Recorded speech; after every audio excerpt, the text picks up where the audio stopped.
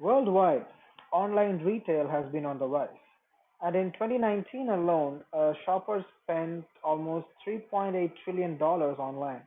And to keep those figures climbing, some companies are pulling out all the stops to hold your attention and to keep you spending. So, to help you regain your control of your shopping environment, I will identify three tactics and share three tips to counteract them. So one online gimmick that sites usually use is called gamification. That is where websites use game design elements to get you spend more time and more money. Now, some sites have this virtual wheel for you to spin to get a chance at that day's discounts. Others, they let you get a certain amount of loyalty points based on how you interact with that site. And that kind of gamification, in my mind, is really dangerous. In one classic experiment, lab rats were captivated by the random chance of pushing a lever and then receiving a food tally than by the certainty of a fixed food schedule. And we as humans are just the same. We are enticed by the chance to win. Just like a machine in Vegas, you increase your dopamine levels every time you try your luck. So my tip here is for you to avoid temptation altogether by unsubscribing from such online shopping emails. So you can't buy what you can't see, right? A second tactic online retailers usually use is scarcity. Many sites tell you how many other customers are also viewing the same item, making it seem like the item is extremely popular and it's likely to go away quickly. Similarly, where websites will use a timer for our basket by pushing and pushing the message that these potential items won't be available for long.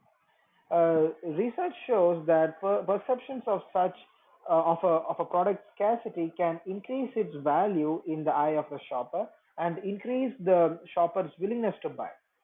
Scarcity can also make people feel more competitive and selfish as well.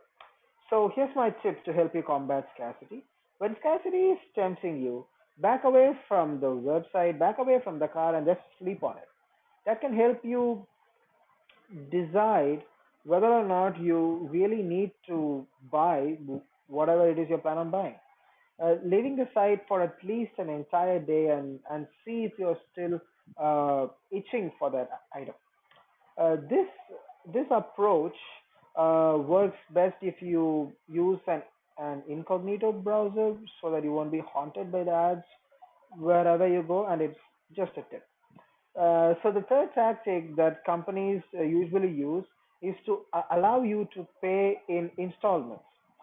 A number of e-commerce sites have adopted payment schemes that will let you order an item and then pay for it later.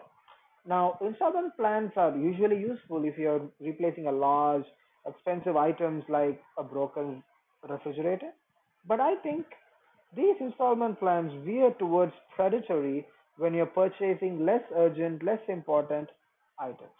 Looking at small monthly payments psychologically decreases the cost of those new sneakers or those new pair of jeans, and that mental trickery means that you're more likely to buy additional items. And while it may feel different when it's coming from a credit card, you still owe these companies money.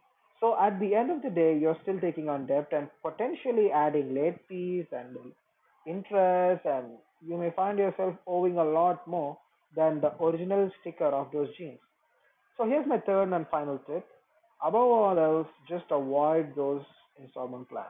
If you want an actual discount, you can use browser plugins, which will help you to find the best deals in the market.